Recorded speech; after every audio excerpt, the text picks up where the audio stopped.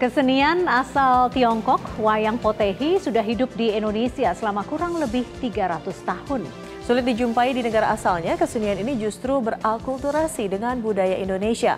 Dalang wayang potehi pun justru sebagian besar merupakan orang asli suku Jawa.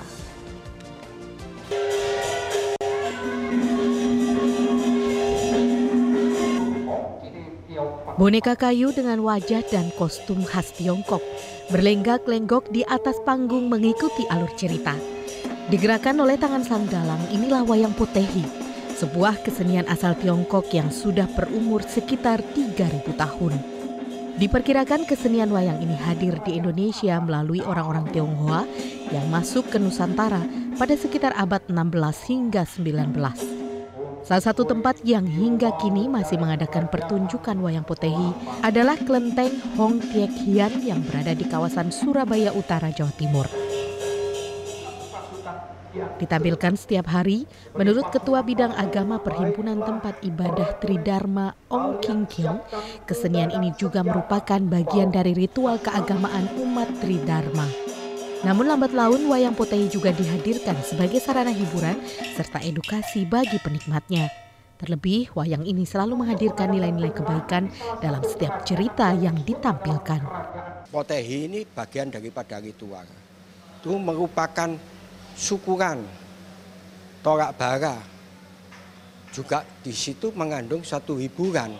Tapi hiburan itu juga yang lebih penting lagi ini merupakan edukatif. Hiburannya itu edukatif. Yang diceritakan di dalam pewayangan itu tidak lain. Kelihatannya hanya merupakan suatu sejarah. Mengandung pelajaran menceritakan tentang kebenaran. Kebenaran sejati itu akan tampil sebagai kebenaran yang benar-benar hakikat dan hakiki. Kehadiran wayang potehi di masa kini tak dapat dipisahkan dari sosok-sosok di belakang panggung yang masih terus semangat melestarikan kesenian ini. Uniknya, sebagian besar justru merupakan orang asli suku Jawa. Salah satunya adalah Mujiono. Pria asli Surabaya ini mengaku tertarik dengan kesenian wayang potehi saat dirinya masih duduk di bangku sekolah dasar. Ia mempelajari kesenian ini secara otodidak, mulai dari memainkan alat musik hingga akhirnya menjadi seorang dalang. Sebetulnya itu dari kebiasaan masa kecil saya ya. Kebetulan rumah saya berdekatan di depan kelenteng ini.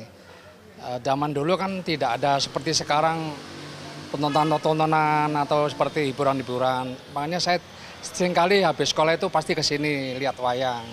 Nah, yang membuat saya tertarik pada waktu kecil itu pertama action-actionnya.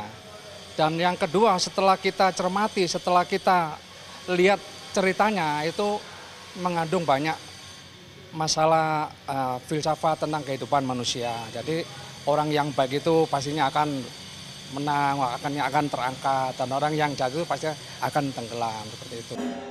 Pesan positif yang disampaikan kesenian ini pada akhirnya membuat wayang potehi mendapat tempat khusus dalam kehidupan masyarakat Indonesia. Padahal kesenian wayang potehi justru sudah mulai sulit ditemui di negara asalnya.